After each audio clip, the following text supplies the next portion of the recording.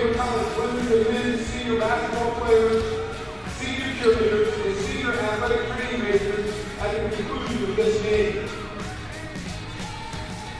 Tonight's Tabor College women's basketball team is working team in honor of Coach Sandra KCAC and those battling cancer. Coach KCAC was a North Carolina basketball coach who succumbed to cancer in 2009. The KCAC Cancer Fund was founded in 2007, fulfilling KCAC's vision to support advanced research, extend the quality of life for those battling cancer, and provide hope. Now at this time, we invite everyone to stand as Tabor College Director of Student Success and former Tabor College NAIA All-American and member of the Tabor College Athletics Hall of Fame, Eric Hanani, offers a three-day prayer of blessing for tonight's contest.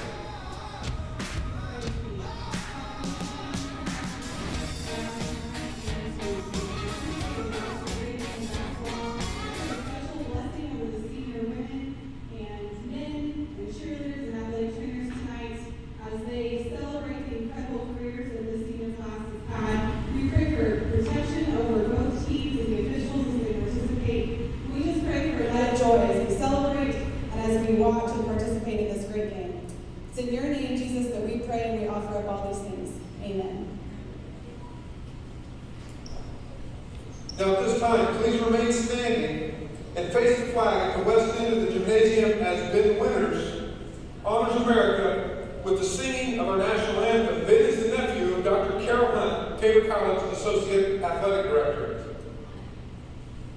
Oh, say can you see by the dawn's early light what so proudly we hailed at the twilight's last gleaming, whose broad stripes and the bright stars through the perilous fight o'er the ramparts we watched were so gallantly streaming, and the rockets red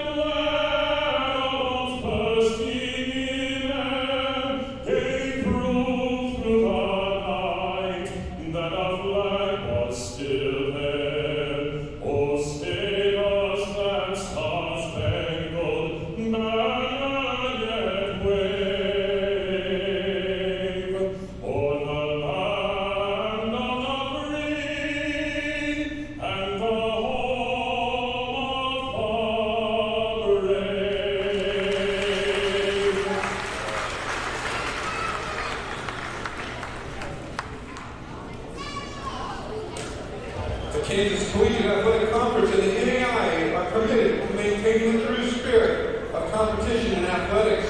We ask everyone, please do your part by showing. All right, everyone, welcome to the Tabor College campus and the Tabor College Gymnasium as we get started with tonight's last regular season home game. It is the senior night celebration for a great class of seniors here for the women's basketball team. We'll talk more about that. I'm Jim Paulus. I'm joined with Rod Ham. Good evening, Rod. Good evening, Jim. Hello, everybody. Great to be here again in this kind of a blistery evening outside. Glad we're inside. So when we left last week, we thought we had clinched a tie, but we found out later that night we'd actually clinched the whole thing. And I did on your, because of your text you sent me later that night, then the next morning I did look at the Salina newspaper and read the whole article on that unfortunate incident, and I would agree with you that that's fairly harsh. Yes. Judgment by whoever, NAIA, whoever makes that call, but regardless, it is what it is. So the Blue Jays here will be hosting York College as they try to finish out this streak. I think 17 games, is that right? And clinch the trip to the Nationals and first seed in the tournament that starts later this week, but want to finish out the regular season strong here with the home victory. All right, well, let's maybe look at some starting lineups. Let's start here with the Panthers from York College. Number 1, senior forward Sierra Williams. Number 5, junior guard Melody Thompson. Number 10, junior guard Susie Traver. Number 22, Sadie Pittman, a junior forward. And rounding out the starting 5, a freshman guard, number 24, Amia Diaz. And the Eagles come in let's see here. 2-21. 2-21 in the conference. 5-23 overall. So, and incidentally, those 2 wins are actually both by forfeit. I knew one of them was just the other day because of Kansas Wesleyan. Yeah, the other one the same thing. I think it's McPherson. So really? Yeah. That I didn't know. But let's talk about these 5 seniors. Rod, we've been chatting about it here for a few weeks as we've kind of bittersweet to celebrate them, but also know that that's coming a little bit to an end. But these 5 seniors have quite the record of success, not only individually, many of them, but also as a group. 4 trips to the national tournament, and those 5 seniors are actually starting tonight. So I'll let you go ahead there, Rod. First one, number 3, Taylor Denniston, 5'4" senior from Holcomb, Kansas. Has almost 1,200 points in her career, 380 rebounds. She's played in 128 games, 257 plus assists. I don't have it from the stats from the last game, so we're missing a few stats here. And 129 steals. Next, number 23, Morgan Edgar, 5'9" senior from Cimarron, Kansas. Over 1,200 points in her career. 448 plus rebounds, played in 115 games. She missed about 12 or 13 last year with a wrist injury. 214 assists, 149 steals. Just these, when I read these off, it's just unbelievable that these 4 have amassed these kinds of stats. Number 40, Kristen Weedle, a 5'11" center senior from Burns, Kansas, Remington High School. As we're about to start here, and Kristen, 521 points, 410 rebounds, 92 games played, 72 assists, 47 steals. And then 52, Tristan Leiser, 5'7" guard, senior from Concordia, 588 points, 224 rebounds, played in 100 games, 91 assists, 57 steals. And then, of course, the 5th one is Taylor Myers, who comes as a senior, comes off the bench, doesn't play a lot, doesn't get a lot of playing time, left-hander. She's a senior from a 5'11" senior from Cashin, Oklahoma. As we see the ball going down inside the Weedle, gives it to Myers. Myers gives a little shot, floater, and you saw the left hand there, and she's got a nice left. Doesn't move to her right much, but her left is a killer. But when you just think of all those points, you add those up, over 3,500 points, 14, almost 1,500 rebounds. Played in an average of 28 games, 634 assists, total 382 steals.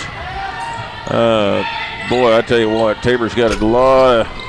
Coach Reed has a lot of work to do to replace these 4 next year. Absolutely. Myers with the steal, and then Edgar missed the 3, and the Panthers are back here. Blue Jays up 2-0.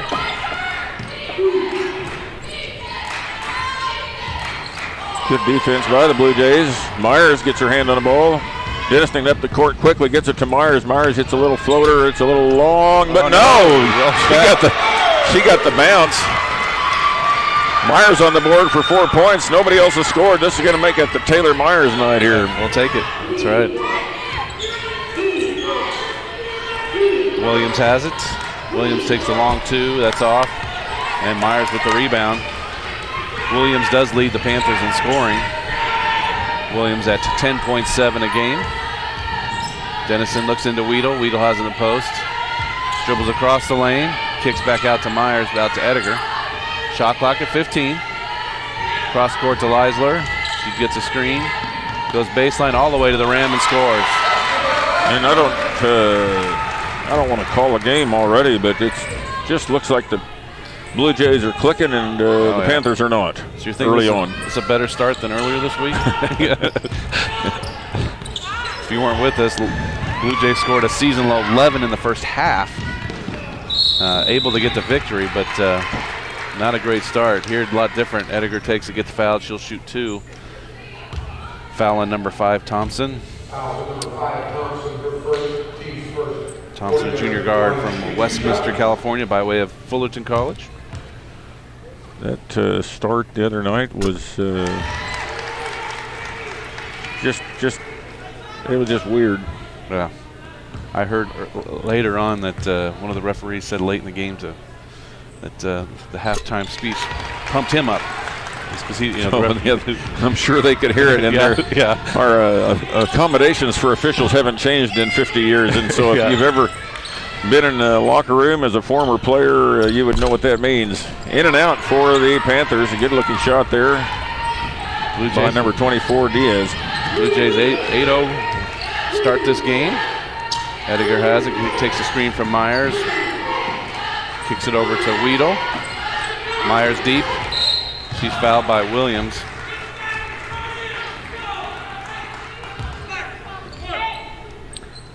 Second team foul.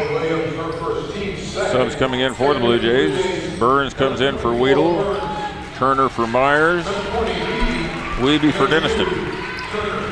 Subbing after 3 minutes. 3-minute mark. Less than 3-minute mark. Ball inbound to Leisler.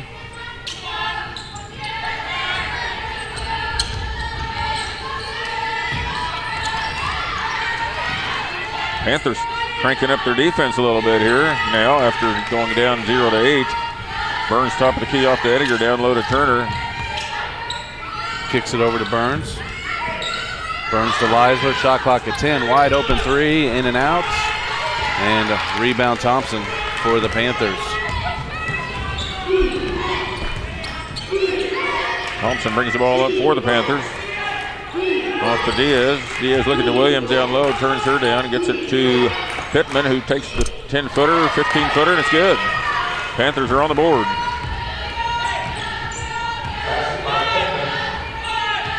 Ashton Wiebe gets it into Burns, gets it right back. Leisler kicks it over to Ediger. Ediger drives to the lane, in the lane, pulls it up, and it rolls off the rim. Williams with the rebound.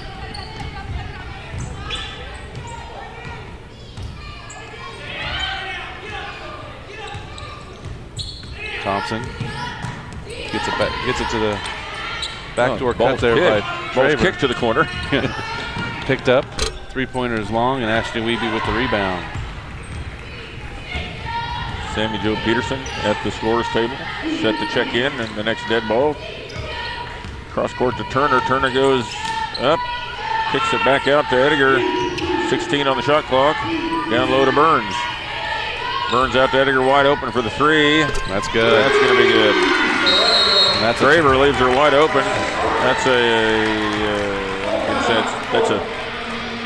missed assignment.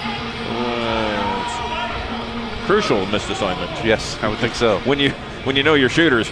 Full timeout taken here. We'll take it with them, Jim. We'll be right back in a minute.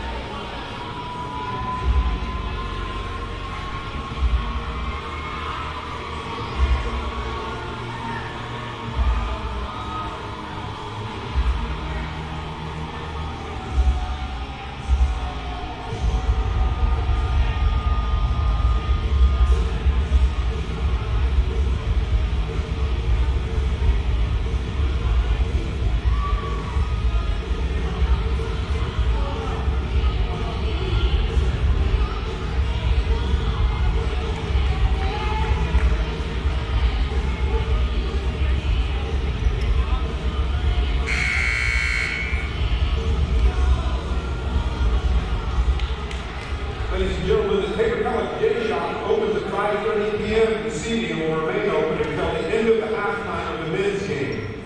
All basketball gear is on sale.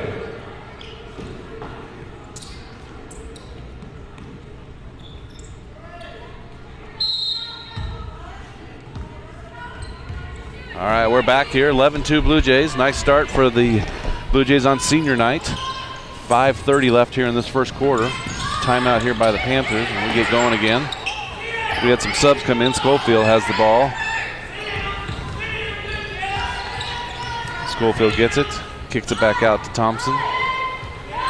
Peterson and Hoyt have checked in for the Blue Jays. Thompson all the way to the rim, rolls off. Offensive board, miss. And looks like Hoyt grabs the rebound. We'll try to get some of these numbers in for you. 21 Lopez had checked in. She's the one that got that offensive board. Wiebe looks, kicks it over to Hoyt. Wiebe goes hard to the basket, kicks out, and we have a foul. Had to be a foul. I mean, I saw a hook of the bicep, it looked like, from here.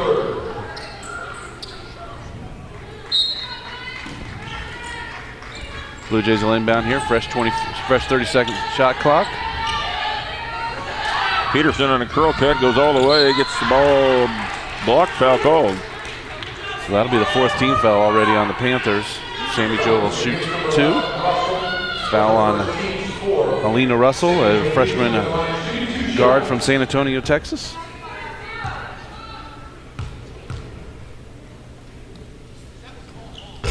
First free throw's up and good by Sammy Joe.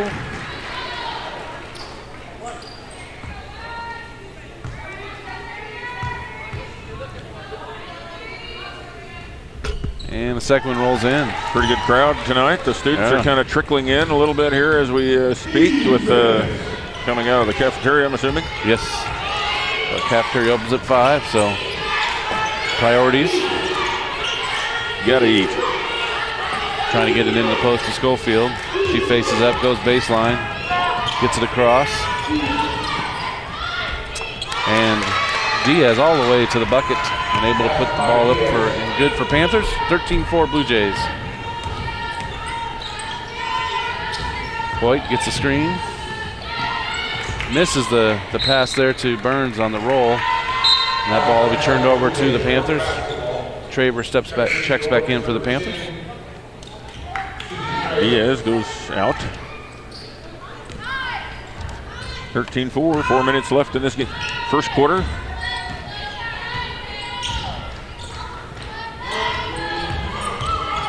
Nice. Oh, good thought there. Had Schofield on the roll, but just couldn't get it to her, and that'll be a turnover. A lot of teams do that. They get the pick and roll. It's a kind of a late pick and roll. If the defensive post hedges too far, too long, and doesn't get back, that's a layup at times. Weedy kicks it over to Sammy Joe. Trying to get it to Turner there. She's waiting for it down there in the post. 3-pointer for Burns, in and out, and rebound Traver.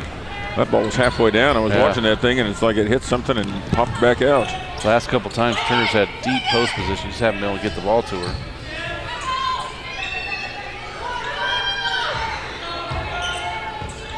Panthers get into their set here. Schofield has it up top. Kicks it over to Russell. And there's a travel by Lopez.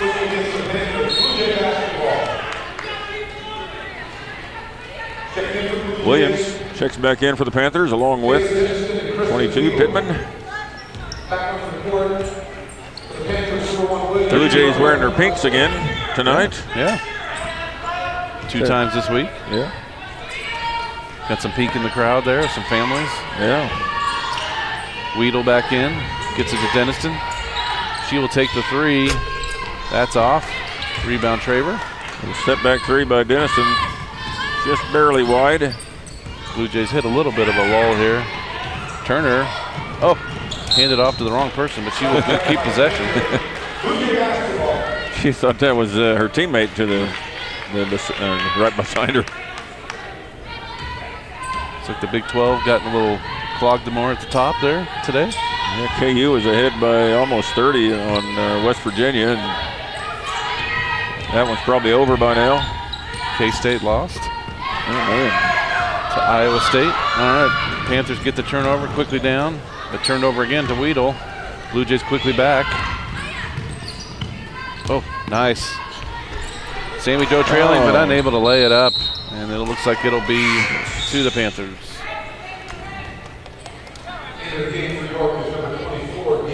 Diaz checks back in for the Panthers. Couple minutes, no score here for either team. Yeah. Still stuck at 13-4. Went into the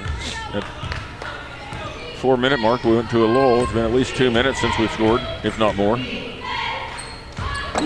Steal by the Blue Jays. Turner. Turner goes. Oh,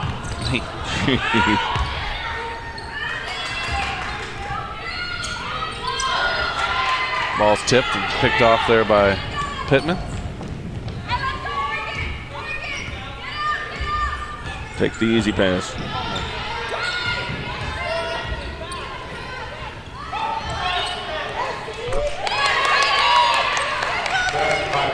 Pittman with the bucket, 13-6.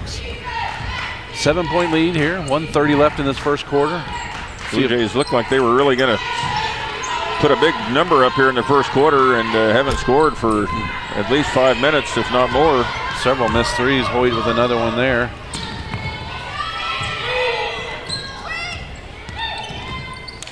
Williams has it, long 2, and that's good. 13-8, little 4-0 run here for the Panthers. Brings them within 5.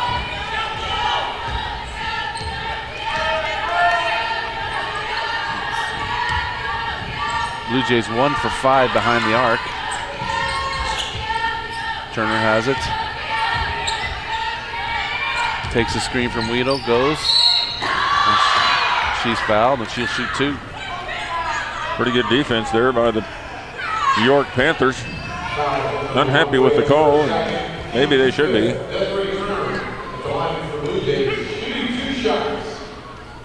15 fouls for the Panthers.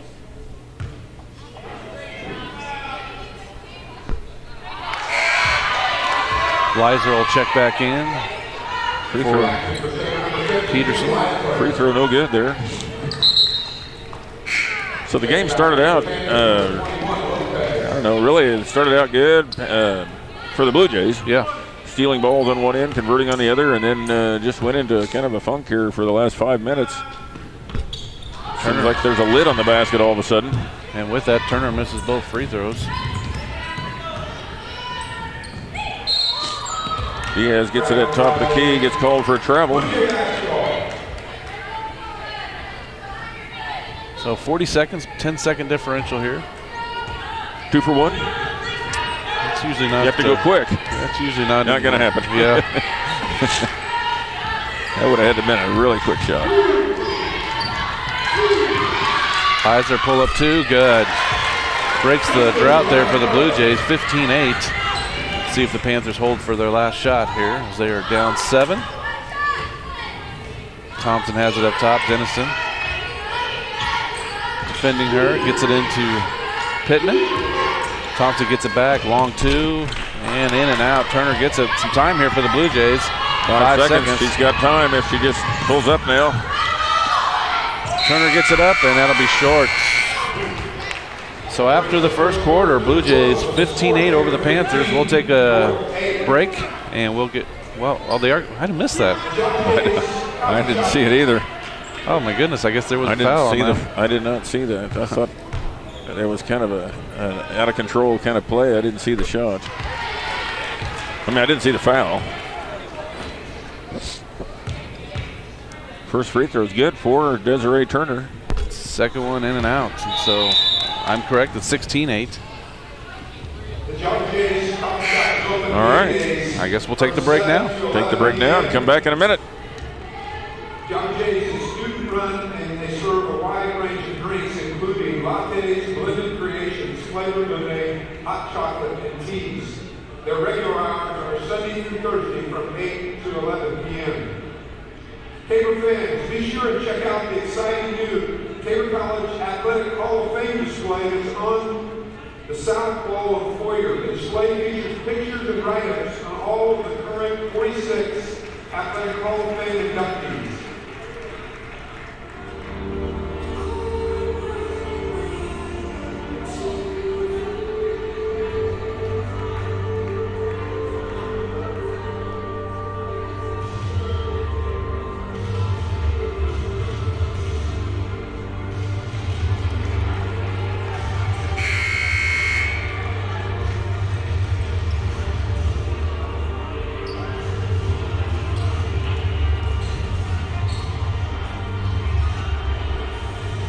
All right, we're getting back here. Second corner here of senior night for the Blue Jays.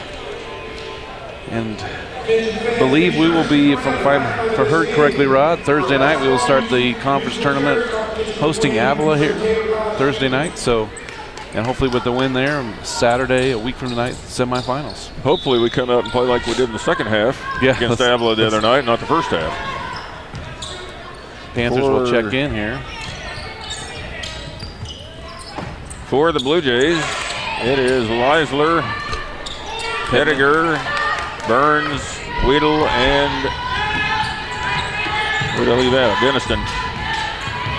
Pettiger strong to the hole and off the rim hard, and picked up by the Panthers. Panthers quickly down. Carver gets it over to Diaz. Diaz to Thompson, and they'll reset here. I'm gonna have to go with one of Andrew Shuey's favorite words, but it looks like after we went up 8-0, we lost our focus a little bit. Maybe we can get that back here in the second quarter. Weiser drives, kicks off to Weedle, looks down low, turns down Burns. Now Denniston trying to get it inside, can't. Weedle gets it deep. Up and under move, goes to the left side. Patton and Weedle, and she lays it up, 18-8. Nice up and under by Weedle. Blue Jays up 10. Typical Kristen Weedle night. She's shot once and made one. Yeah, so yeah. And played really good defense and picked up a handful of rebounds already. Shot clock down to 6. Tarver has it. She's going to pull up long 2, and that's off the backboard, no good. Oh. Foul on the floor before the shot. Rebound by Diaz.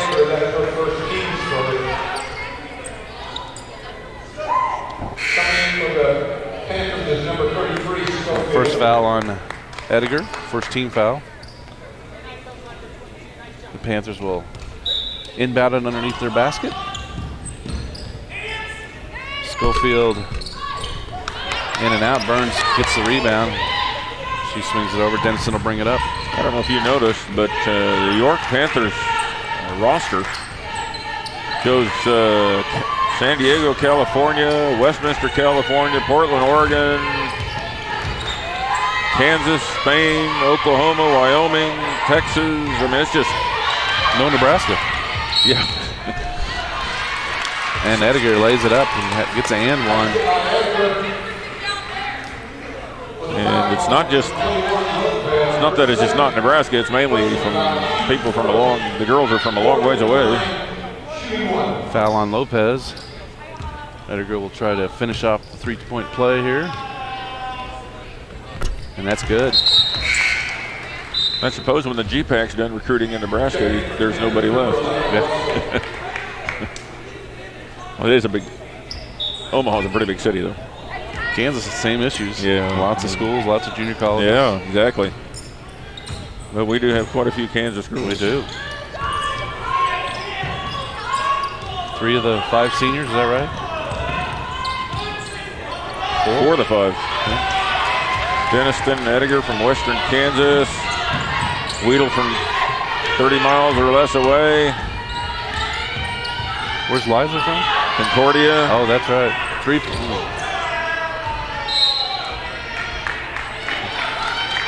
Yeah, that's something even else to point out. Not only we've been talking about the senior class, the fact that 4 of the 5 were from Kansas, stayed in state, and had this nice run.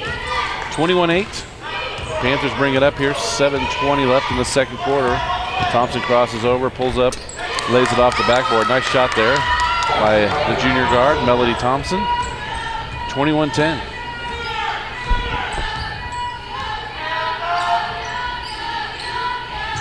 Weedle gets it over to Dennison. Cross court to Ediger. Ediger looks for the screen. Gets Weedle on the roll, and she lays it up. Nice play there by the Blue Jays. Ediger getting some attention there off that pick. Finds Weedle wide open as she rolls to the hole. Schofield rolls, kicks it across. Wow, nice ball movement there by the Panthers. 3-pointer by Diaz, no good.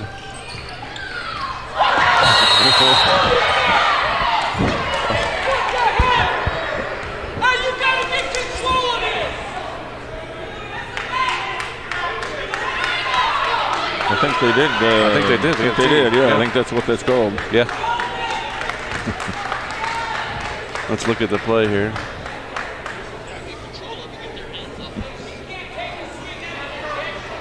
There's the tee.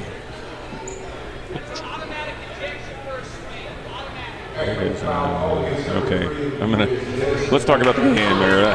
Yeah, 23-10. Had a replay on that, and Taylor Denniston. I just heard a. Yeah.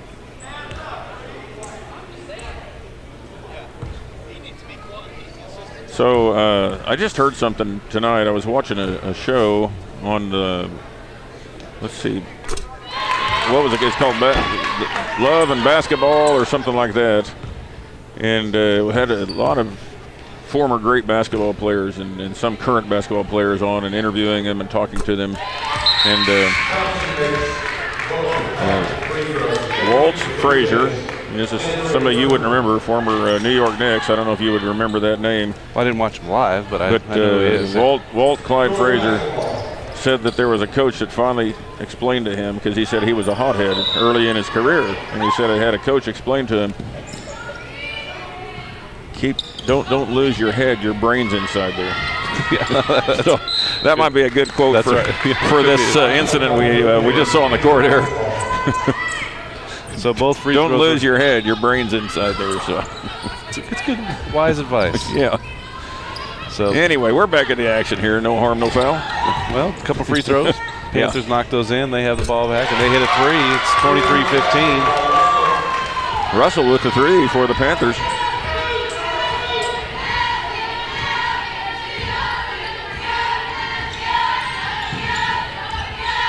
See if the Blue Jays can respond here. Edgar throws it up. No good. Rebound Schofield. Pretty good bump there on the way to the bucket. No call, but Panthers here respond with 7 straight points. Well, maybe we woke up the beast. 23-17.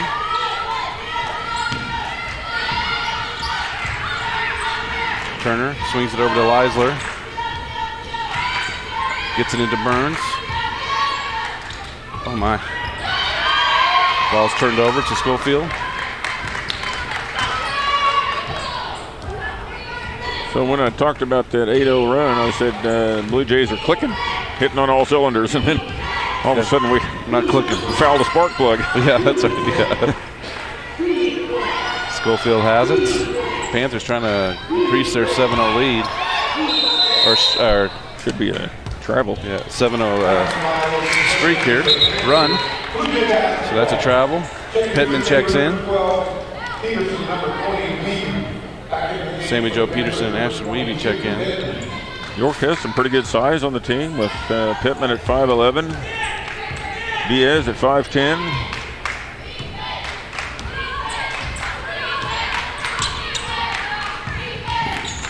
Weeby kicks out to Sammy Joe Peterson. She dribbles in, kicks out to Leisler. Turner gets it, faces up, goes baseline and lays it up. 25-17. Turner's pretty tough down that low. When she gets it that deep, you're gonna have to bump her a little better than that to keep her from scoring. You know, she's had that position all night. So I'd like to see them get it to her a little bit more often.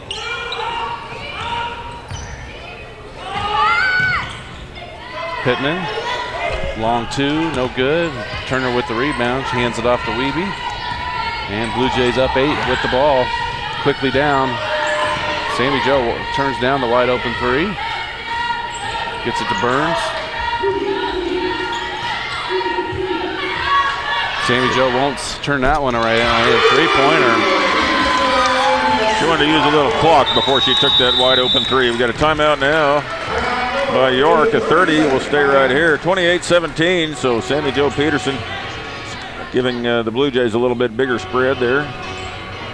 So we'll get a couple scores here across the conference. Let's see. St. Mary's defeated Ottawa this afternoon, 62-55. Thought Avila Friends had also played already. Now Bethel's on top of McPherson, 17-12. Kansas Wesleyan on top of Bethany, 32-19. And yes, Avila did won convincingly over Friends, 77-55. Again, we will see Avila on Thursday. They will be the 8th seed in the conference tournament. Friends will be the 7th. Of course, the Blue Jays will be number 1. Sterling 2, Kansas Wesleyan 3, Bethel 4, and I'm not quite sure yet if I have heard Oklahoma Wesleyan or Bethany. They'll be 5, and the 5 and 6 will be between those two. So it would have been Wesleyan 2 and Sterling 3, Yep. except for the 2 games that Wesleyan had to forfeit last week. And we'll see how all that plays out when the national rankings come out again on Tuesday. Blue Jays 11th last time. Have a chance to move up. A couple teams ahead of them have lost this week, so maybe in the top 10. And bucket's good there by number 21, Lopez. Lead down to 9. Gets it into Weedle, ball's kicked, and they will have it inbounds here. Hoyt checks in for the Blue Jays for Leisler. 3:26 left in this first half. Blue Jays have responded after that 7-0 run here a couple minutes ago by the Panthers. Van Turner again got really good position down low.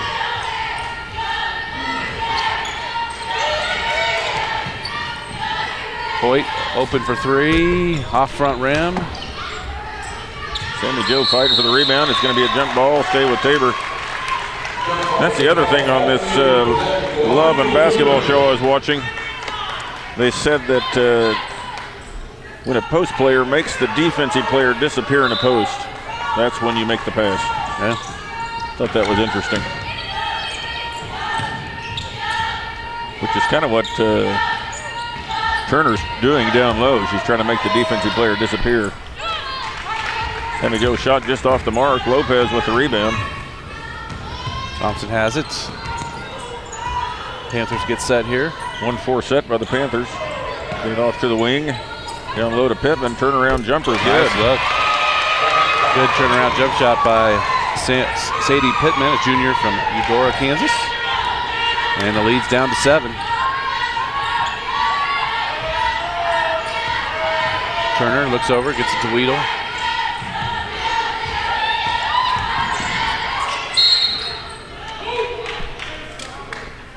Foul on Thompson. Second foul on Thompson, and Burns will check in for Turner.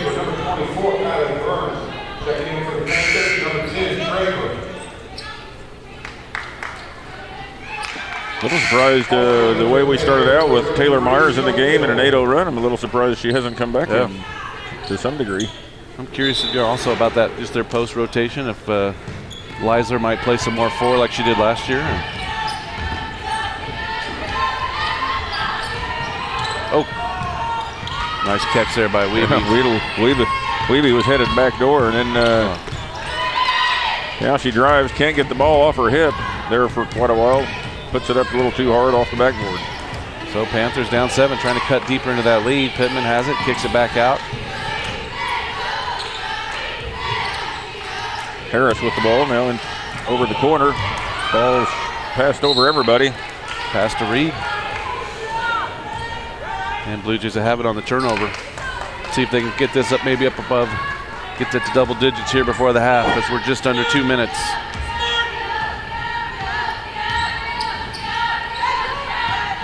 Weeby gets it over to Hoyt. Nice cut by Weeby. She goes, kicks it right back out to Hoyt. Hoyt is open for 3. Good.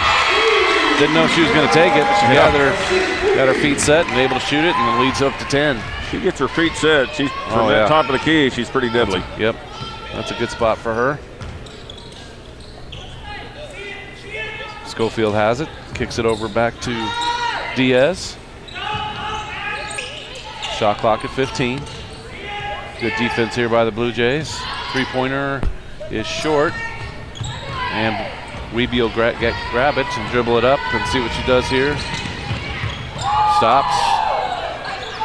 Kicks it back out to Hoyt. Good thing she's got that sticky stuff on the bottom of her shoes. Sammy Joe Peterson takes the 3. Off the mark, rebound by York. Pull up on the drive. Oh, no good, and that's a foul on Diaz. Diaz made a nice move, took a nice shot. Little short jumper. Just made the mistake of following her shot and going over the back on the rebound. Second foul on Diaz. Third team foul. Just under 40 seconds. 7-second differential.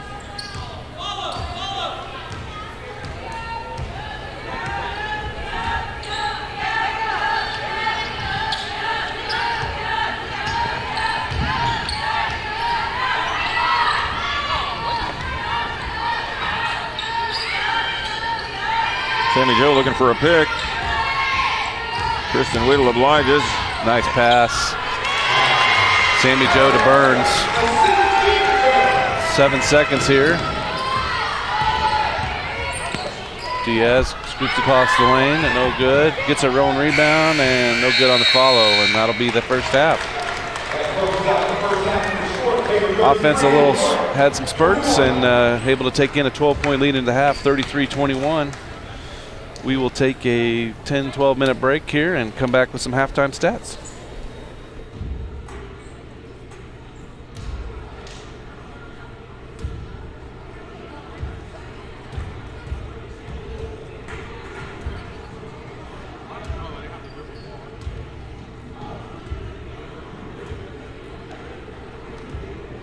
It's now time for us to have a little game of basketball musical chairs. The way it works is the musical playing. GLS's go for main engine start.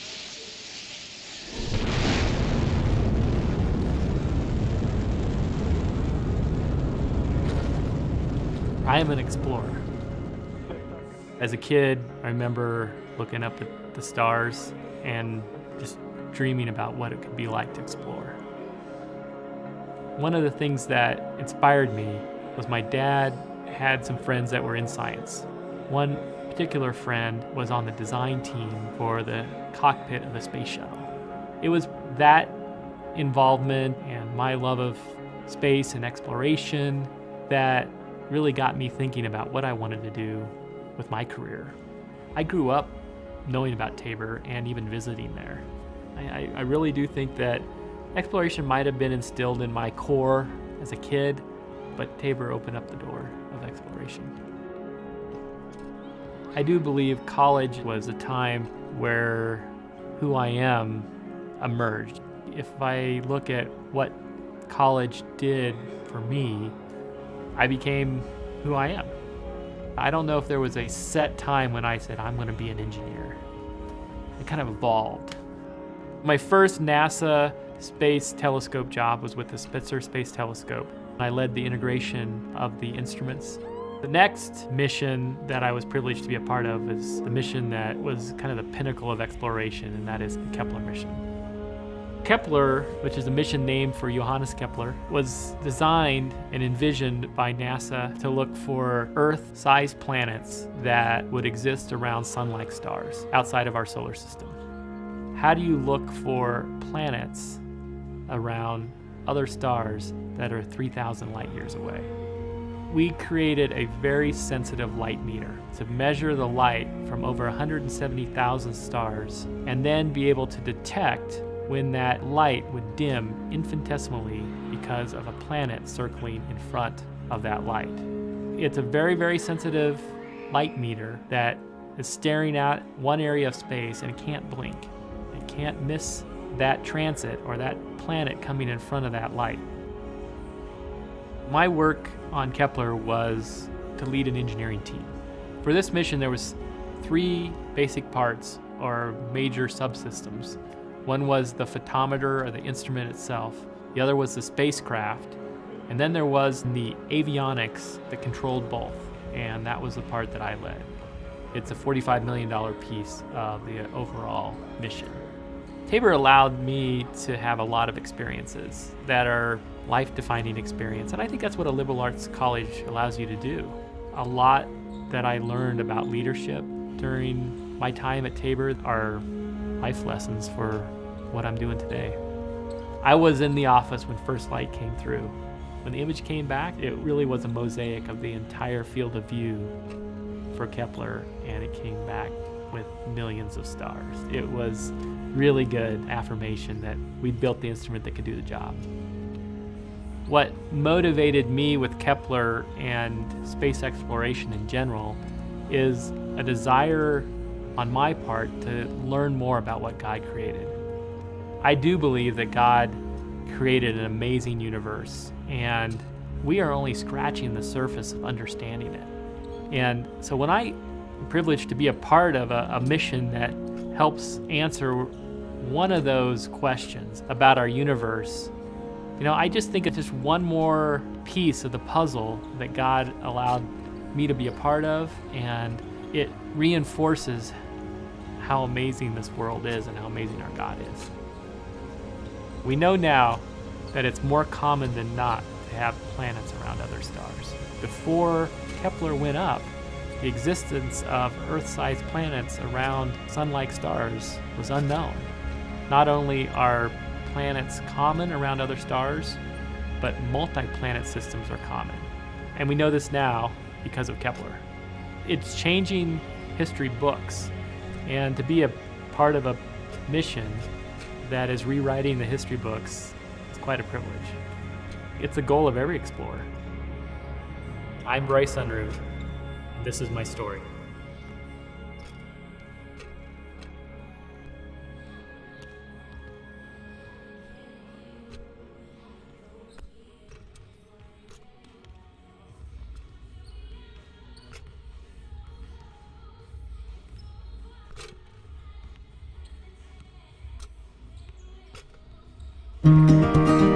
Tabor College opened its doors over a century ago with just 39 students and 3 instructors. The mission was to prepare students for a variety of professions and to train church workers by providing a broad liberal arts education. Before the end of the first year of operation, Tabor's enrollment had grown to 104 students. 4 additional faculty were also added to meet the need of providing a life-transforming, academically excellent Christian education. Today, the main campus has developed far past the original single building. A second campus has been added and is flourishing. The student body has multiplied and the expert faculty has grown, but the mission remains unchanged. Tabor College and its community are wholeheartedly committed to being Christ-centered in all aspects of life, passionate about learning and completely sold out to a lifelong mindset of service to others in Jesus' name. The faculty and staff work tirelessly to prepare students for a life of learning, work, and service. For over 100 years, Tabor College has been sending students to all parts of the world with the tools, skills, and character to actively live out the gospel and affect the world for good. Optometrists, musicians, teachers, nurses, mathematicians, artists, scientists, doctors, pastors, inventors, missionaries, athletic trainers, writers, and business professionals. These graduates are living out Christ's kingdom and affecting those around them all over the globe. As stakeholders in this great institution, you can collectively be proud of the kingdom impact that Tabor College has had through the thousands of students that have gone from the halls and classrooms, labs and dorms into many parts of the world. As supporters of Tabor College, you can be confident and joyous that your gifts are being stewarded well, having a meaningful and significant return. Your continued involvement in the life of Tabor College is critically important, and the Tabor community is tremendously thankful for it. They will continue to work diligently and faithfully to prepare people for a life of learning, work, and service for Christ and His kingdom.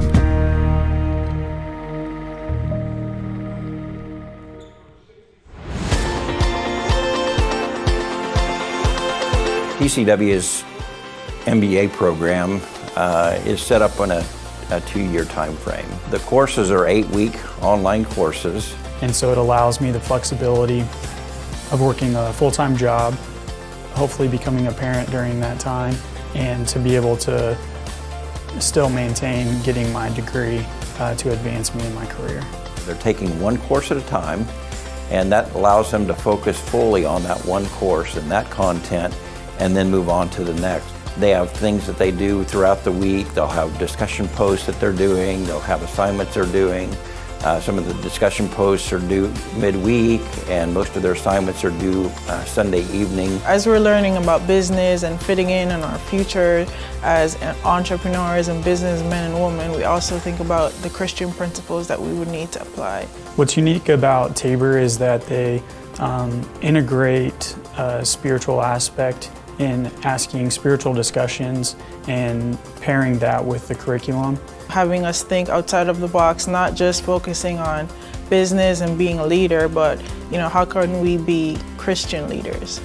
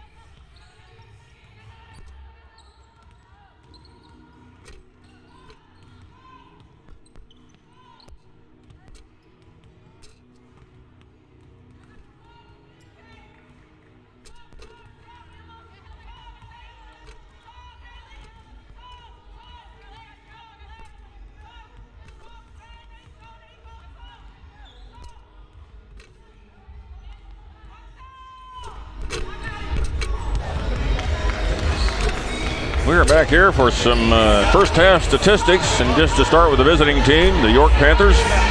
First half they were 9 for 26 for 35% from the field, 1 for 5 from behind the arc, 2 for 2 from the free throw line, 18 total rebounds, 4 offensive, 14 defensive, 12 turnovers. They were led in the scoring by number 22, Sadie Pittman, 6 points.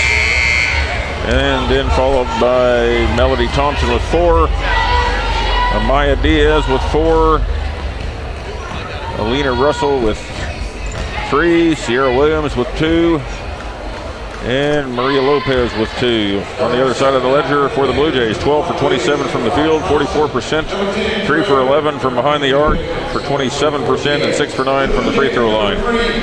14 rebounds, 2 offensive, 12 defensive, only 4 turnovers, quite a difference from their first half the other night against Avila. And scoring-wise, Taylor Myers, who started the game as a senior, jumped out for the Blue Jays with 4 early points. Kristen Weedle 4, Morgan Edgar 8, Tristan Leisler with 4, Desiree Turner 3, Taryn Hoyt 3, Sammy Jo Peterson 5, and Kylie Burns 2. A lot of scoring out there. Actually, the only 2 players that did not score, Taylor Denniston with a goose egg in that first half, and Ashton Wiebe also did not score in that first half. So almost everybody on the scoreboard. As we get started for this second half, Pittman will throw the ball in to Diaz to start this second half. Edgar, Weedle, Burns, Peterson, and Denniston in the lineup for the Blue Jays. Here we go. And Pittman, Diaz. As Edgar steals the ball, Thompson. No good. Rebound Diaz. Panthers will bring it back up. Looks like Traber is also on the court, along with Pittman with the long 2. Nice bucket. Good start here for the Panthers. That's 8 points for Pittman. She's had some nice shots out here this evening. Blue Jays lead at 10. Pittman Sammy Jo misses it right at the bucket. Pittman only averages 3.3 points a game. I'm not exactly sure why. She's played in 24 games and only started in 1, according to the stats I've got. And only averages 3.3 points a game, but she sure looks like a lot better player than that. Panthers inbound here. Lead still at 10. That's Dennison's second foul. Oh, and we have a travel by Williams up top. And that is the 13th turnover by the Panthers tonight. 4 for the Blue Jays. Blue Jays trying to stretch this lead some more. Got their traditional starting lineup in here to start the second half. Sammy Jo pulls it up for a 2-pointer just inside the free throw line. That's good. That's what I like to see. Somebody to drive in and pull up for a change instead of just driving in and going all the way and picking up a charge or throwing up some crazy shot. Thompson goes strong to the hole and lays it up. Denniston backing off with 2 fouls. Smart move by her. Blue Jays get into their normal set here. Fade cut by Dennison. She's going to pull up for 3, and that's going to be just short. She gets a rebound, and Blue Jays will reset here. Tipped out. Weedle gets it. Kicks it over to Burns, but picked off by Thompson. Nice play. Pittman gathers it, and the Panthers will swing up quickly here. Diaz across lane, lays it up good. Leads down to 8. Euro step? Was that a little Euro step in there? Or? Yeah. Well done there. Across the lane by Diaz. See if Blue Jays can stop this run here. Burns top of the key. On the wing to Peterson. Peterson looking low to Weedle. Weedle goes up with her left hand. Unable to get it up over the rim. Pittman with the rebound. And another turnover by the Panthers. And Blue Jays will slow it down here, up 8, see if they can get it back up to double digits.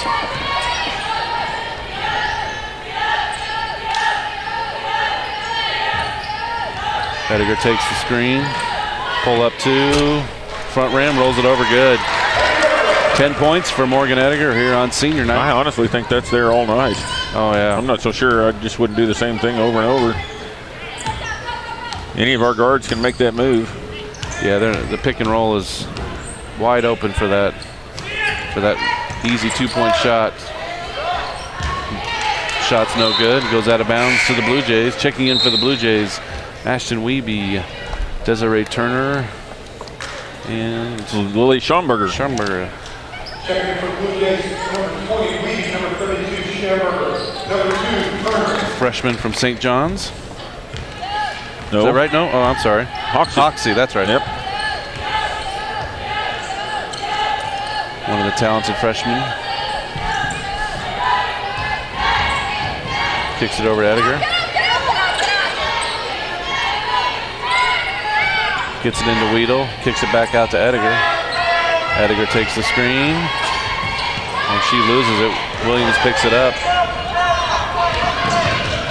Ball's knocked out of bounds to the Panthers. Nice hustle play there by Schamberger. 6:10 here in the third quarter.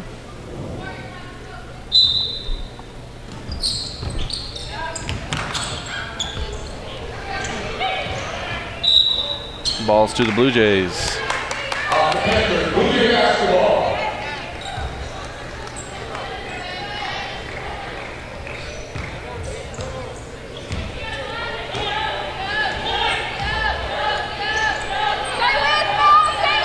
Weedle has it here. Kicks it over to Wiebe.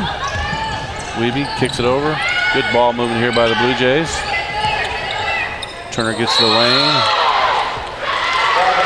And we have a travel.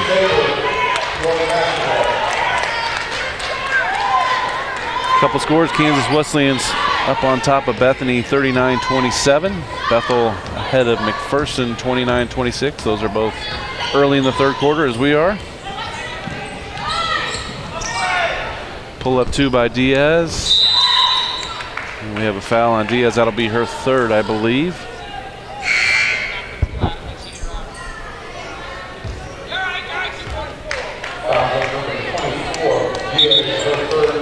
Burns checks in for Weedle. 21 Lopez comes in for the Panthers, along with 33 Schofield, 6-footer from Casper, Wyoming.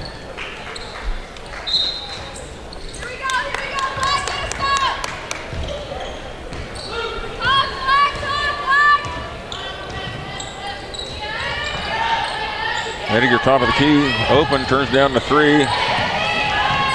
Ball's knocked away, she'll start it over. Burns now top of the key over to Wiebe on the wing. Oh, can't find Turner down low. Schomburger now back to Wiebe. Wiebe with a pull-up 2, short and to the right, and that'll be out of bounds to the Panthers. Liza will check in here.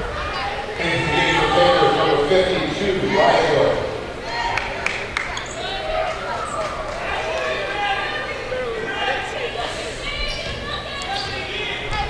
Blue Jays only 4 points here so far in this third quarter, about halfway through. 37-27 with 5 minutes left in this third quarter. 1-4 set by the Panthers. Schofield being guarded by Burns. Kicks it over to Traver, then over to Lopez. Now Traver with the shot. Rebound by Burns. Boy, the Blue Jay defense last couple nights just been so good. Second in the nation, only give up 53 a game. Blue Jays, nice. Good hustle play. And shot clock at 10. Shot clock didn't reset, I guess. That's a foul. Second on Thompson.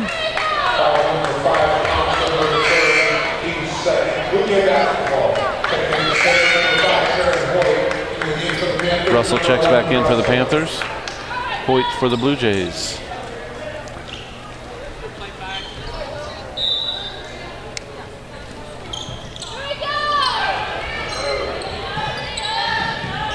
Inbounds to Wiebe. Now down low to Turner. Turner throws it up against Williams. Can't convert. Panthers come back quickly. Both teams still stuck on 37-27. Been that way for a few minutes here. Nice strong take by Tarver, and she puts it in. Or Traver, I should say. Bucket's good, and she will shoot a free throw. Foul on Turner. You know, by the Blue Jays kind of letting the Panthers hang around, it's just giving them a little bit more confidence every time they score and get it close. It gives them more confidence that they can play with this team. And free throw's good. It leads down to 7. I think they got it down to 6 there in that second quarter. So yeah, let's see if the Blue Jays can respond here. And as you speak, Edgar and Dennison look to check back in. Oh.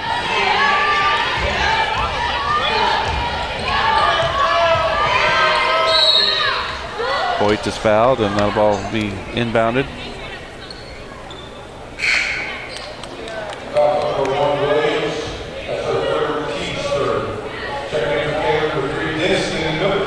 So Edgar and Dennison will check in.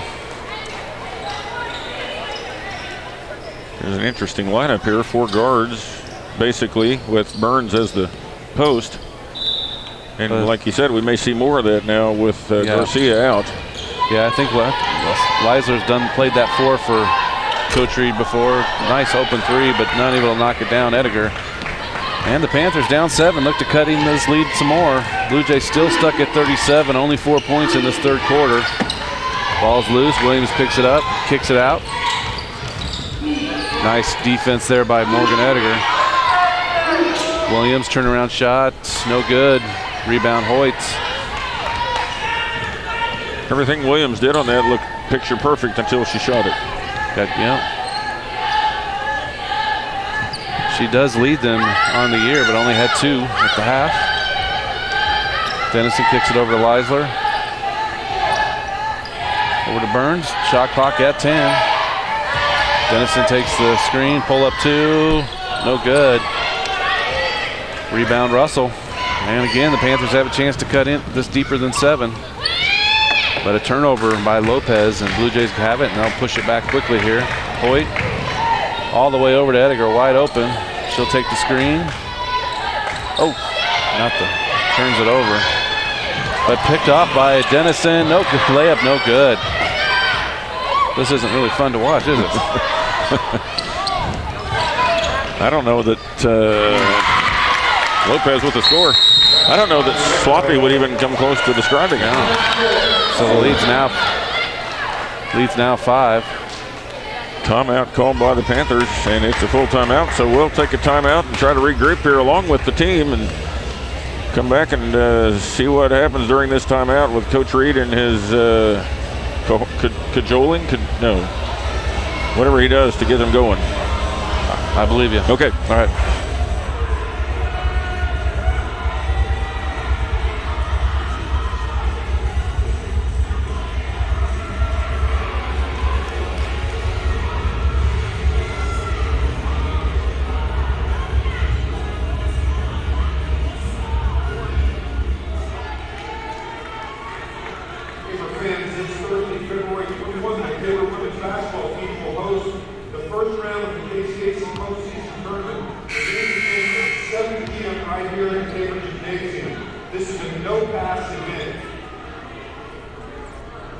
Tabor College Courtside Girls open to the public from 11 to 1 p.m. Monday through Friday, and from 7 to 9 p.m. on Sundays and Wednesdays.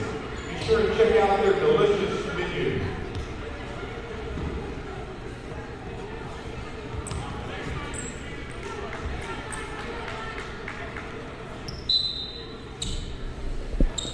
All right, Blue Jays here. Their lead shrunk, lowest it's been since early. 37-32, only with a 5-point lead. 2 minutes left in this third quarter. Another turnover. Edgar. Steal there by Peters. And Panthers able to see if they can even cut it even deeper. Schofield rolls. Turns, no good. Rebound Weedle. And Blue Jays dodge a bullet there as Schofield had it deep. Could have got it down to 3. Schofield, Williams, Harris, Nice fake by Peterson, or Sammy Jo, and that ball will be to the Blue Jays. Harris, Russell, Williams, Schofield, and Lopez, I believe, in the game for the Panthers. Weedle, Denniston, Peterson, Ediger, and Turner for the Blue Jays. And nice shot there. Turner gets one to go, drives into the lane, turns around. And the drought's over, about 5-6 minutes, I think. So twice now. First quarter we did the same thing, had the same kind of drought. Nice tip there by Denniston, and the Blue Jays get the steal. See if they can stretch it out even more here. They have the 7-point lead. Turner has it, kicks it over to Ediger. Under a minute here.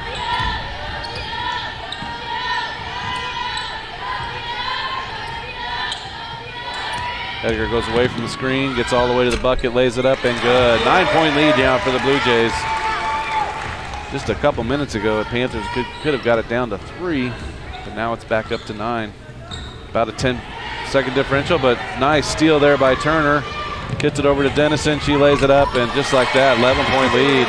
Doesn't take long, does it? No. And so now we're about 20 seconds left in the quarter. See if the Panthers hold here. Denniston's on the board now. First 2 points of the night for her. That's unusual. Average is just over 10. Another steal. Another steal. Back and forth. Sammy Jo, boom. Starting to see a little bit now why, I mean, when you have a little 1 minute stretch like this where the Panthers just throw the ball away over and over, you kind of see now where their record comes from, I guess. Pretty obvious. Yeah, just kind of lost focus there that last minute and a half. So now we'll head into the fourth quarter with the Blue Jays on top. 13 points, 45-32. We'll take a break. Be right back. Be sure to check out the exciting new Tabor College Athletic Hall of Fame display on the south wall of the foyer. The display features pictures and write-ups of all the current 46 Athletic Hall of Fame inductees. Fans, please remain seated at the end of this game as we want to recognize the Tabor College women's and men's senior basketball players, the senior cheerleaders, and the senior athletic training majors. With the parents and foster parents of our senior women's and men's basketball players and the parents of our senior cheerleaders and athletic training majors, please meet in the hallway outside of the gym immediately following this game.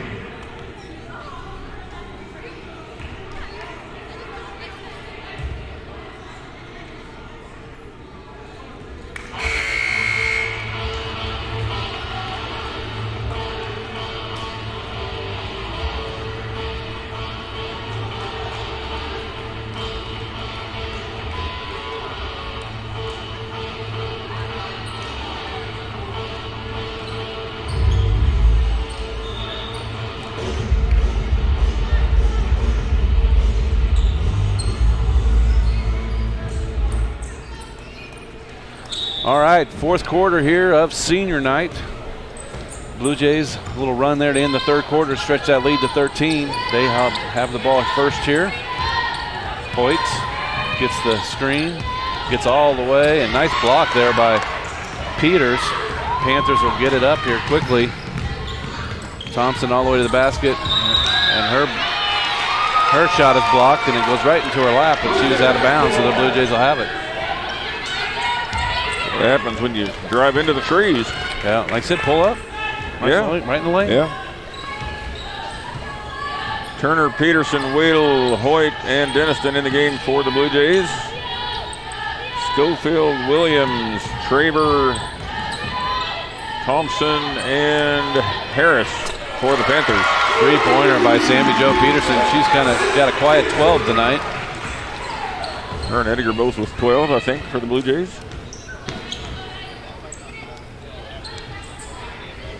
Williams back over.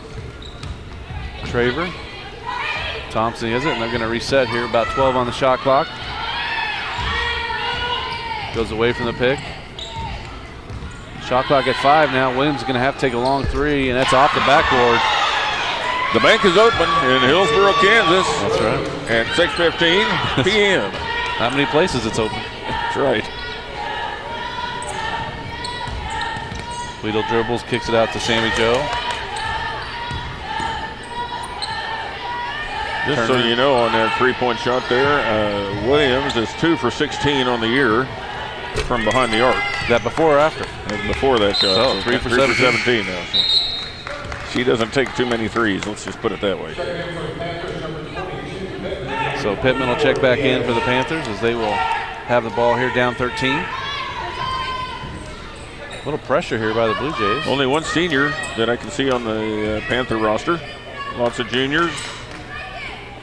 A little odd here for the Blue Jays to roll out a press here.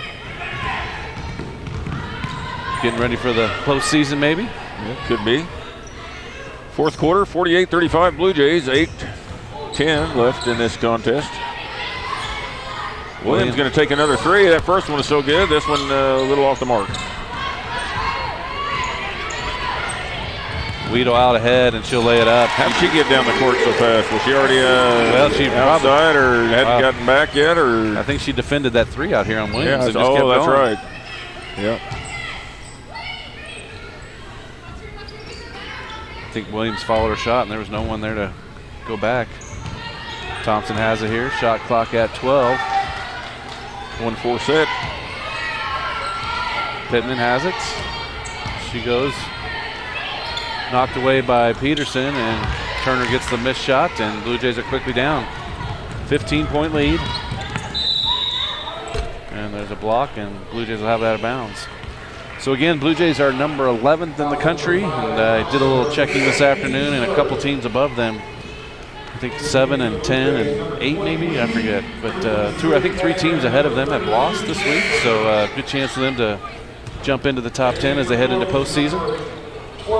They have qualified for the national tournament, so. Made your reservations yet? Well, I got to teach, so. Okay, that's spring break. Well, if they it's this week after. If they get through the first couple rounds. If they made it to the Final Four, you're okay? Yes. Okay. Edgar with a three. Actually, the quarterfinals on that Saturday. I might be able to be there. I'll be there for that. Oh, that's true. I'll come up for that. All right. Will you be still in Arizona? Or? No. Arizona's after. Oh, okay. Pittman kicks it over. And the ball is steps out of bounds. Diaz drives baseline, must have stepped on the baseline.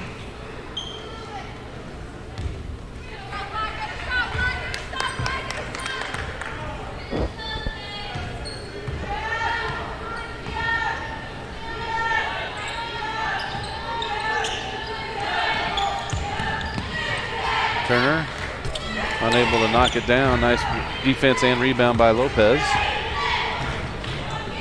Diaz brings it up quick. Gets it up to Traver. Schomburger guarding Traver, knocks it out of bounds. Burns and Leisler checking back in for the Blue Jays. McPherson now with the lead against Bethel, 45-39.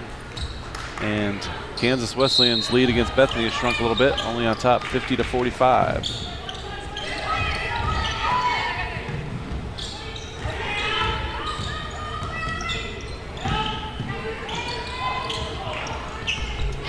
Nice play by Lopez.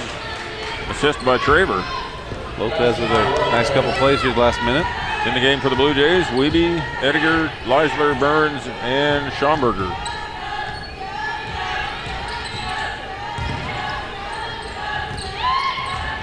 Ediger pull up 2. No good. Lopez with another rebound, and she brings it up quickly. Diaz strong to the basket, off the rim hard. Pittman fouled. Trying to put it back up. She'll shoot 2. Foul on Morgan Ediger, her second foul. Pittman at the line shooting 2 shots.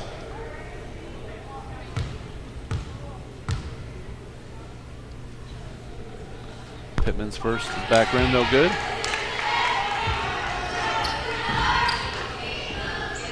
So the conference tournament, the way that works, first round's Thursday, hopefully semifinal Saturday, and then Monday, if the Blue Jays are to advance, we'll play in the tournament championship at Hartman Arena on Monday night, next Monday, in Wichita or Park City. That's the goal, to get to Park City. That's right. Ediger strong. She's fouled on the shot. She'll shoot 2. Foul on 10. Schraber. Morgan Ediger will line shoot 2 shots for Blue Jays.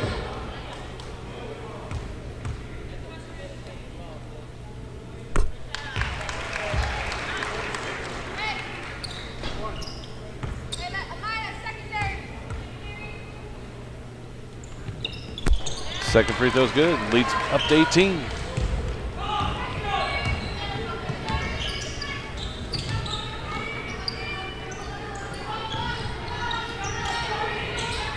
Blue Jays finishing up just an amazing regular season.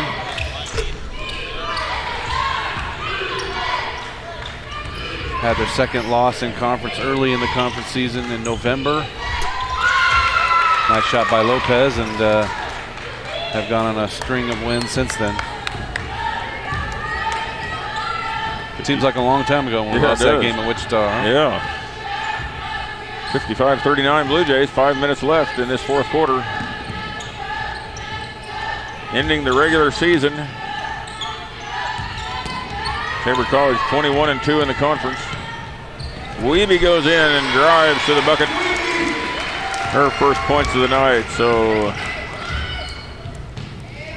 lots of players on the scoreboard for the Blue Jays. Schamberger with the foul. So yeah, on December 1st, the Blue Jays were 4-2 in conference. About third or fourth. Yeah. And a few games later, in better shape. First free throw no good by Lopez. If they can finish out this quarter, it'll be the 18th win in a row to finish up that regular season. Hope to keep that momentum in the postseason. Second free throw's up good. 57-40. Some pressure here.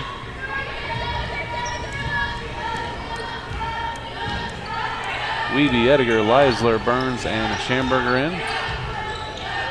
1-4 set, gets it over to Burns. Kicks it over to Ediger. 2-pointer nice, right off that pick. 19 by Morgan Ediger. The ball's turned over right back to the Blue Jays. Let's see if Dennison and Weedle check in. Thought maybe see some more bench yet, but not quite. Taylor Myers will also check in. One of the 5 seniors tonight being honored. Stick with us after. Have the senior night presentation, and also we'll have the men's game. So men finish up their regular season tonight. Checking in for the Panthers is number 5, Thompson.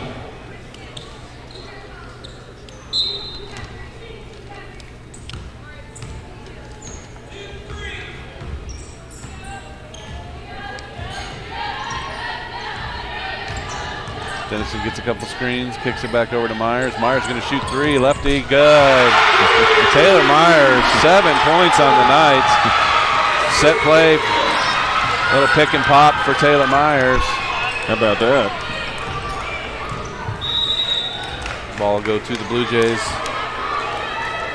Last second by the Panthers. Blue Jay basketball.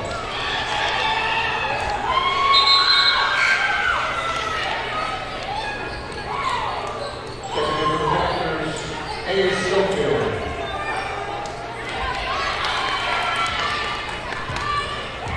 The bench is trying to get Kristen Weedle to shoot a 3, and she said she's turned down that offer. So 5 seniors on the floor here. Weedle, or Leisler misses a 3. Again, you know this program, the history of it. Yes. These 5 seniors, special group. Number 1, Williams. All of them been here their whole 4 years of eligibility. And That's pretty good when you can keep them. yep. And they've all, I mean, you think of how much the contributions they've all made from their freshman year all the way through. Absolutely.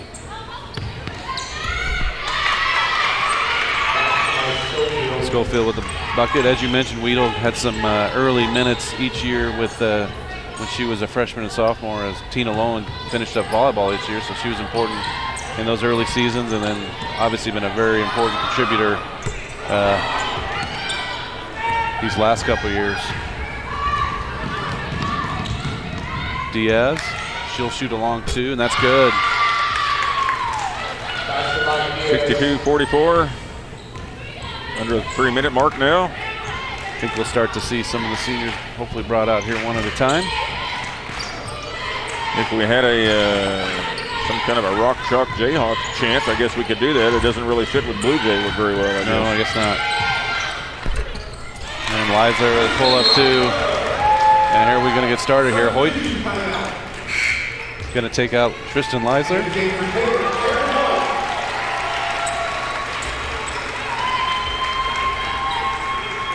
And Sean has all the timeouts to do these roll these people out here if needed. 5 timeouts left. That's right.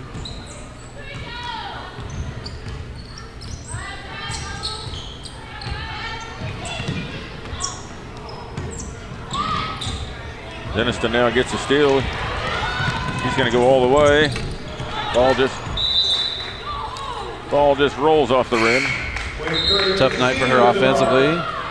Looks like Weedle's going to come out now. And the parents of senior athletic playmakers to please take this opportunity to gather in the hallway outside the gym toward the west. 2:13, 10-point lead. Oh, Myers has it. Myers off to Hoyt, now back to Ediger. 2 minutes on the clock. Nice little. Myers unable to get it up. Nice move by Myers, unable to convert on the little 2-footer. Another turnover. Blue Jays gather it. Blue Jays defense never turns off, does it? Not really. So now you're going to see Taylor Dennison check out. Or maybe. Checking for table number 12, Peter. No, it'll be Morgan Ediger.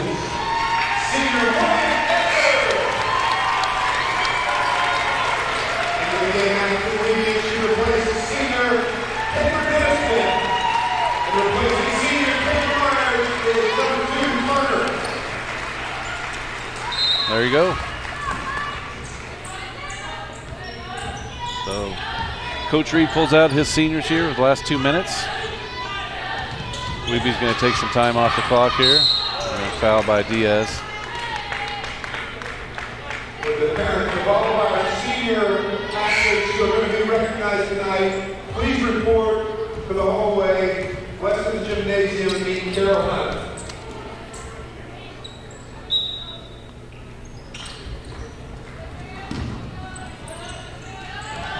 Weeby with the ball at the wing. Looks for Sammy Joe, top of the key. Sammy Joe's going to pull it back a little bit. Finds Turner, top of the key. Now off to Weeby on the wing to Hoyt in the corner. Hoyt gets a screen. Comes off that screen now. Doesn't use it. Now Peterson on the wing. Picks up her dribble. Now she gets her dribble back. Ball's knocked out of bounds. Lopez knocks it off of Peterson's knee. Tabor spending a lot of time there setting something up, but never got anything going. Checking in, is that Tara Nelson? Tara Nelson. For the Blue Jays. St. John, Kansas. Schamberger will check back in for Sammy Joe Peterson. 1:11 left here.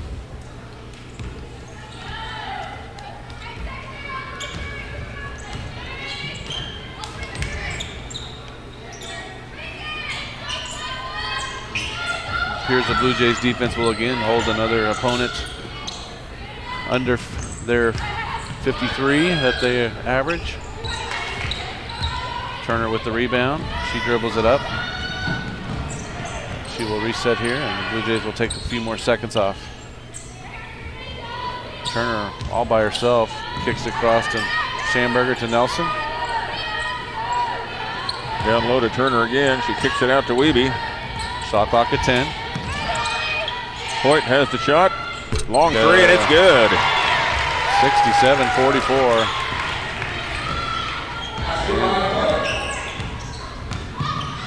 Thompson rolls it up. Williams puts with the putback.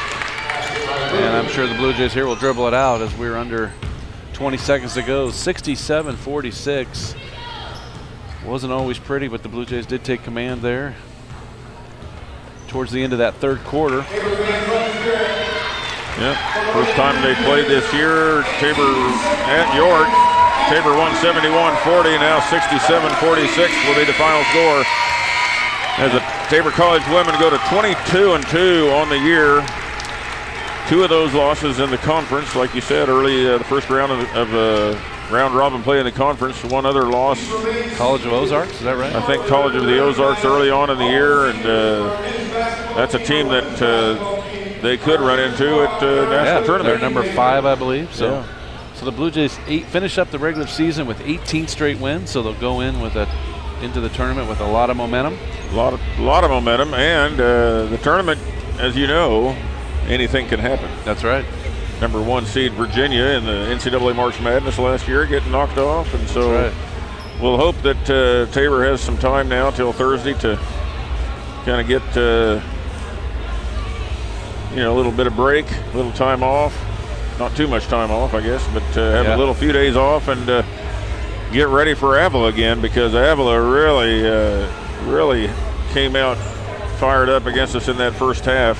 Have nothing to lose again, and so they'll have to come in here and try all over again, and hope the Blue Jays are up to the task at least to give us a full game instead of giving us heart attacks in that first half like they did Wednesday night.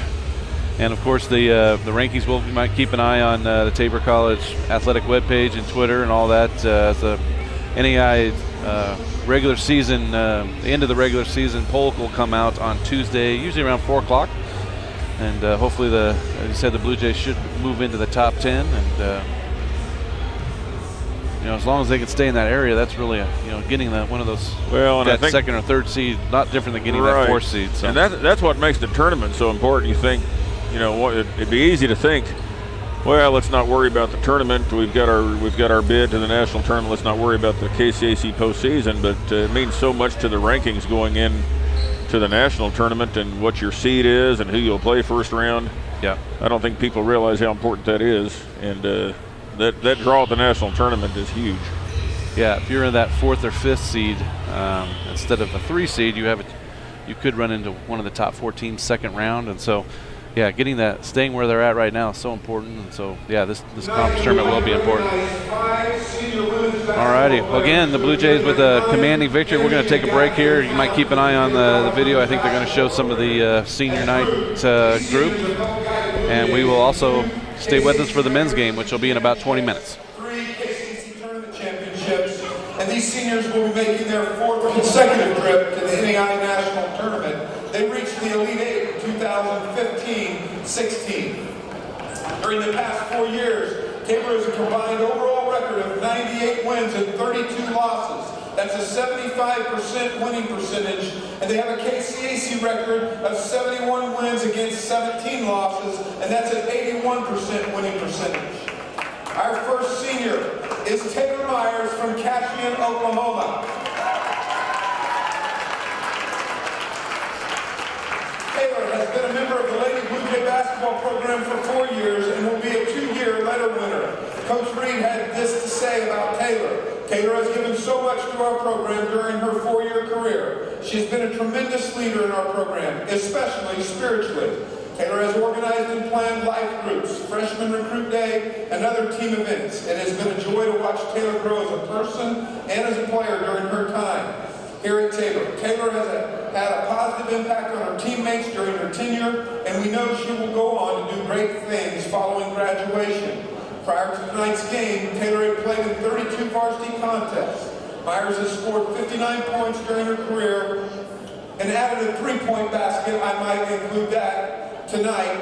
She's grabbed 29 rebounds, and as a Blue Jay, Taylor has averaged 1.8 points per game. For her career, she has shot 45% from the field. Taylor has been named to the Blue Jay Honor Roll and Dean's List during her time at Tabor. Taylor is majoring in behavioral science and psychology and minoring in social work. After graduation, she plans to work as a community case manager. She is the daughter of Doug Myers and Gina Sparks. Her foster parents are Donna and Kirby Feinrecht. Ladies and gentlemen, Taylor Myers.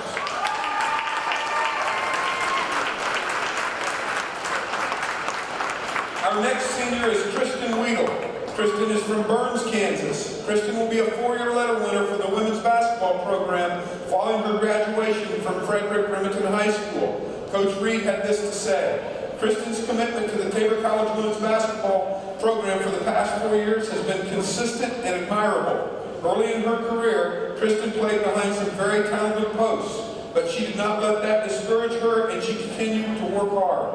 During the past 2 seasons, Kristen has been an outstanding starter for our team in the post. She is one of the best post defenders in our conference, and she has become a very efficient offensive player as well. I'm really proud of the player she has become, and I admire her consistent work ethic. Prior to tonight's game, Kristen had played in 93 varsity contests. Kristen has scored 525 points during her career and grabbed 415 rebounds. She has garnered 48 steals and dished out 72 assists. As a Blue Jay, Kristen averaged 5.6 points per game and 4.5 rebounds per game during her career, and she has shot an impressive 53% from the field. Weedle has also been named to the Blue Jay Honor Roll in the Dean's List during her tenure.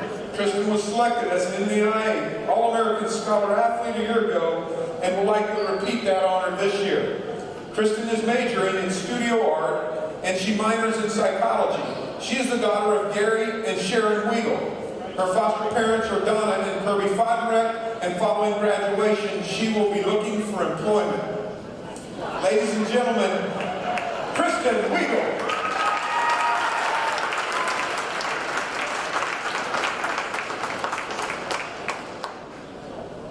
Our next senior is Tristan Leisler. Tristan is from Concordia, Kansas. She will be a 4-year letter winner for the women's basketball program following her graduation from Concordia High School. Coach Reed had this to say: Tristan has been a consistent performer and invested so much into our program. Her first year at Tabor, Tristan played behind some talented guards, but that didn't discourage her, and by her sophomore year, she played in 34 games on a team that advanced to the Sweet 16. During the past 3 years, Tristan has been an outstanding player. She has played both guard and forward, and the thing I admire most about her is her willingness to put the needs of our team first. And prior to tonight's game, Tristan had played in 101 varsity contests. She has scored 601 points and grabbed 224 rebounds. She garnered 57 steals and dished out 92 assists in her career. As a Blue Jay, Tristan averaged 6 points per game and 2.2 rebounds per game and shot an impressive 45% from behind the three-point line. Following her junior season, Tristan was named Honorable Mention All-Conference. Tristan is also the women's basketball representative on the Tabor Student Athlete Leadership Team. Leisler has been named to the Blue Jay Honor Roll and the Dean's List. Leisler was selected as an NAIA Academic All-American a year ago, and again, will likely repeat that honor this year. She is majoring in exercise science, and she minors in psychology and coaching. She is the daughter of Rod and Christy Leisler. Her foster parents are Grant and Stacy Myers. Following graduation, Tristan would like to go to physical therapy school and coach. Ladies and gentlemen, Tristan Leisler.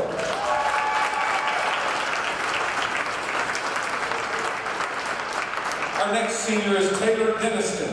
Originally from Holcomb, TD is a 3-year starter and will be a 4-year letter winner. Coach Reed had this to say about Taylor. Taylor is a player that has brought energy and enthusiasm to our program during her 4-year career. She played 35 games as a freshman, coming off the bench for a team that advanced to the Elite 8. During the past 3 seasons, Taylor has been tremendous as a starter. She has been an outstanding point guard and improved every year. My favorite attribute of Taylor is her relentless competitiveness. It has been a joy to watch her grow as a person as well as a player. TD has given me a lot of gray hair, but she knows how much I've enjoyed coaching her.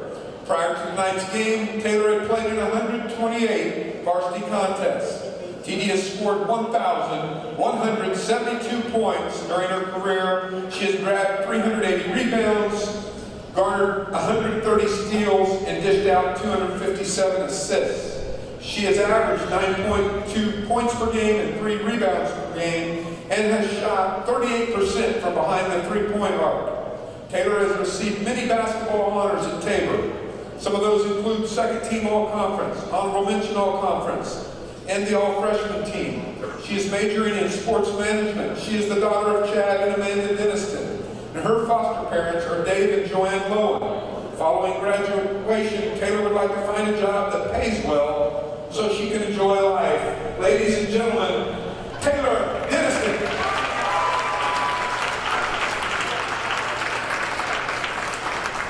Our final senior is Morgan Edgar. Originally from Cimarron, Kansas, Morgan is a 3-year starter and will be a 4-year letter winner.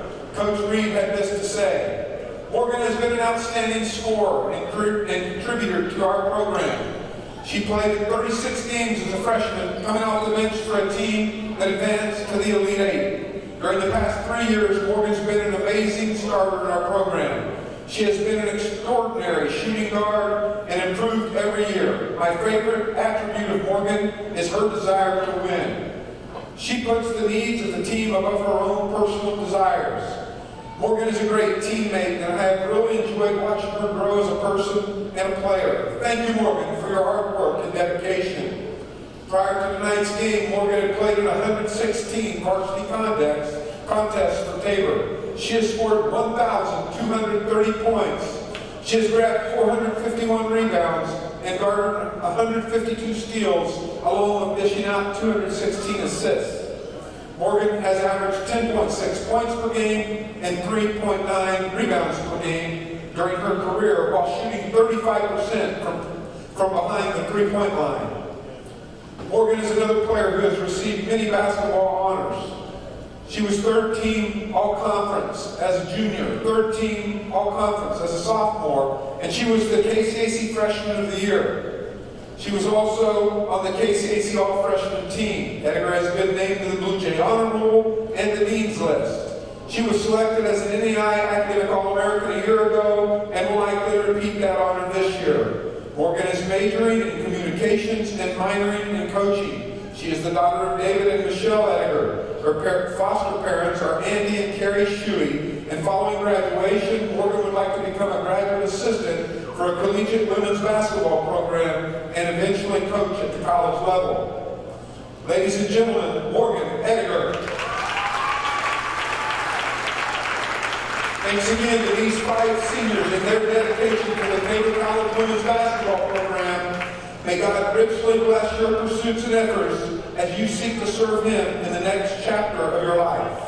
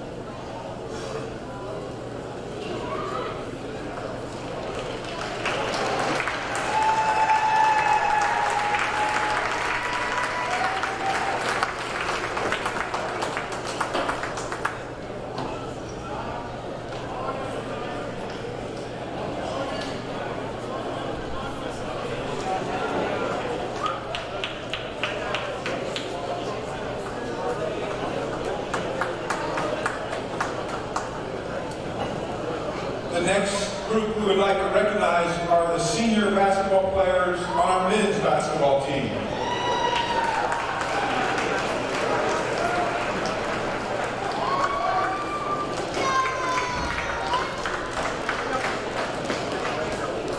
Our first senior is Nick Lee. He is the son of Sheldon and LaTanya Lee, and his foster parents are Wendell and Shelley Lowen. Coach Micah had this to say: Nick walked onto this campus 4 years ago with a big smile and an incredible attitude. His commitment to the game of basketball over the years is second to none. He has spent countless hours in the gym working to improve his game. Nick was a part of the undefeated regular season and tournament championship team his freshman year, along with another regular season championship his sophomore year. Nick has always been a great teammate and always loyal to the program. Because of his loyalty and hard work, we named him co-captain this season, as well as our program's champion of character. He has been a leader for our program on and off the court. Nick is a business major and will graduate in May. Nick, thank you for being coachable and not giving up on something you love. You have shown that with perseverance and hard work, great things can be achieved. Ladies and gentlemen, Nick Lee.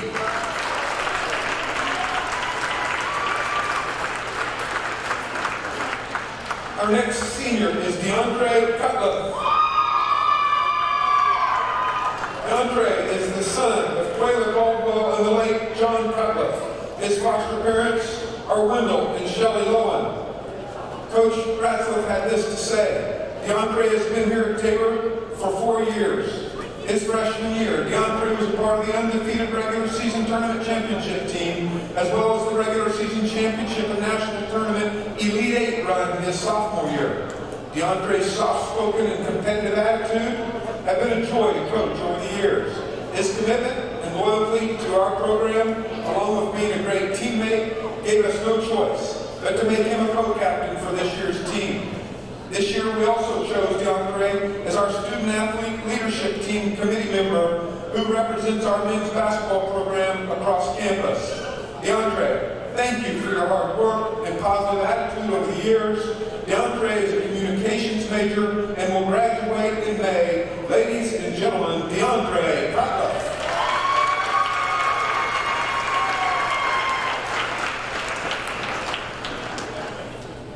Our final senior is Darnell Jones-Bowie. Darnell is the son of Linda Jones, and his foster parents are Jim and Virginia Martins. Coach Micah had this to say: Darnell joined the Blue Jay family this year for his final season of competition. He has made an immediate impact on this team, bringing high energy, positive attitude, and commitment to the program. Oh yes, he also brought terrible jokes. The thing I appreciate most about Darnell is that he is coachable and shows up every day ready to work and get better regardless of circumstances. Thank you, Darnell, for your commitment to our program. Darnell's major is sports management, and he also will graduate in May. Ladies and gentlemen, Darnell Jones-Bowie.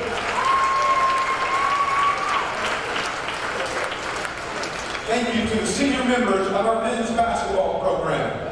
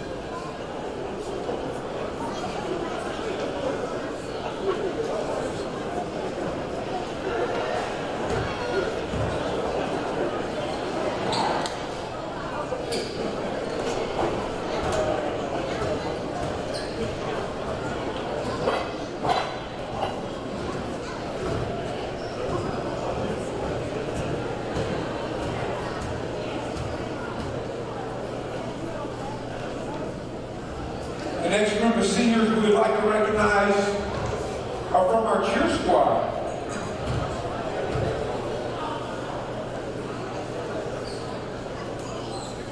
Our first senior is Jonathan Namor. Jonathan is the son of Juliet Namor and the late Fenton Namor. Jonathan has been at Tabor for 4 years and comes from Nassau, Bahamas. In addition to being on the cheer squad, Jonathan has participated in many activities and is a resident assistant. One of his favorite moments at Tabor was being able to do the announcing at the softball games. Coach Lott said this about Jonathan: Jonathan has an awesome personality and a positive look at life. I'm so fortunate to have gotten the privilege to coach and have him on the team this year. As a team, we wish our alma mater the best of luck in his future endeavors, and walking with him tonight are his Bohemian brothers. Ladies and gentlemen, Jonathan Tabor.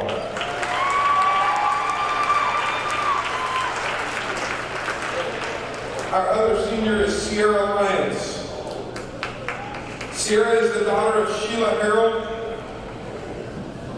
and stepfather Lloyd Harrell. Sierra came to Tabor from Lenexa, Kansas. Since transferring from Neosho County, Sierra has participated in cheer both years. She is a member of the student athlete leadership team as well as many other activities on campus. Sierra is pursuing a double major in psychology and criminology restorative justice. Sierra said her favorite memory while at Tabor was being a part of the first cheer team to go to nationals. After graduation, Sierra said she plans to further education and get her master's degree in counseling. Coach Lott had this to say about Sierra. I want to thank her for her hard work and dedication to our team. She has a caring heart for others and helping people out. That will continue to guide her in her future endeavors. And walking with her tonight is her mom, Sheila, and stepdad, Lloyd. Ladies and gentlemen, Sierra Lyons.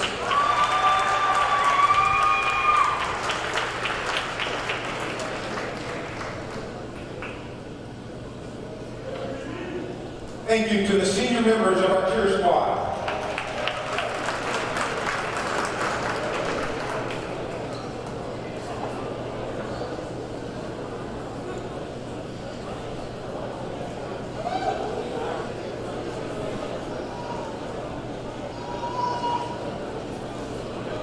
The final group of seniors that we would like to recognize this evening are our athletic training majors. The first senior is Ashlyn Ham. I've been corrected. Ashlyn Hahn. I apologize. Ashlyn is a senior athletic training student from Newton, Kansas. She is accompanied by her parents, Kevin and Renee Hahn, as well as her fiancé, Trevor Dirksen. She has been accepted to the physical therapy program at Wichita State University that will start this summer. Ladies and gentlemen, Ashlyn Hahn.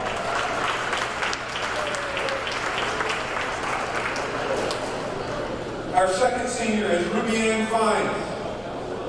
Ruby is a senior athletic training student from Nova Scotia, Canada. She is accompanied by her coach, Ian Thompson.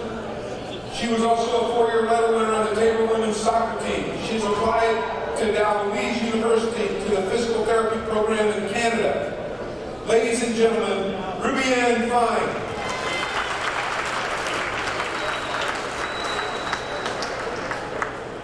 Our final senior is Shanae Strait. Shanae is a senior athletic training student from Rose Hill, Kansas. She is accompanied by her parents, Kim and Chris Strait. She is also a member of our varsity softball team, and she plans to take the VOC and get her personal training license this spring. Ladies and gentlemen, Shanae Strait.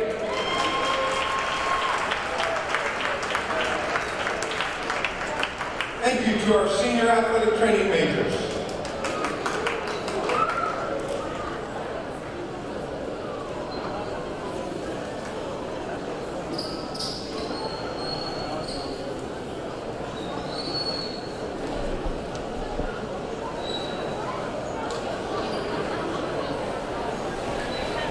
Okay, folks, here we are back at Hillsboro, Kansas, getting ready for the men's basketball team. 20 minutes on the clock.